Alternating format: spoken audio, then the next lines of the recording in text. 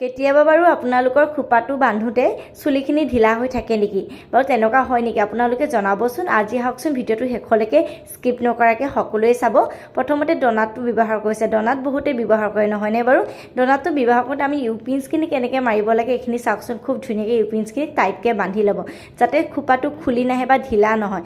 তাৰপিছত খোপা এটা বান্ধিবলৈ হ'লে অকল ডনাটটো বান্ধিলেই নহ'ব। তাৰপিছত চুলিখিনি কি কৰি দিব জানেনে? উল্টা কৰি দিব। মানে নৰ্মেলকৈ আপোনালোকে যদি বিয়াখন খাবলৈ যায় বা সকলকো বান্ধিব পাৰে আপোনালোকে।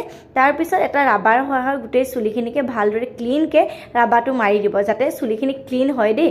আৰু এতিয়া চাৰিওকাষে আপোনালোকে কি কৰিব? ইউপিনছটো মাৰি দিব। ইউপিনছটো মাৰিলে কি হয়? খোপাটো টাইট হয় আৰু যিহেতু খোপাটো খুলি অহা চান্সটো খুব কম থাকে। কেতিয়াবা মোৰ কিন্তু তেনেকুৱা হয় দেই। আপোনালোকৰ লগত হৈছে নাহে জনাবচোন। এতিয়া দেখিলে বাকী যে দুইখিনি চুলিৰ ছাইডত থাকিলে এই চুলিখিনি কি কৰা যায়? আপোনালোকে বেনিও গাঁঠি দিব পাৰে, নহ'লে এনেকৈ পকাই পকাই আপোনালোকে চাউৰ ৰাউণ্ডটো মানে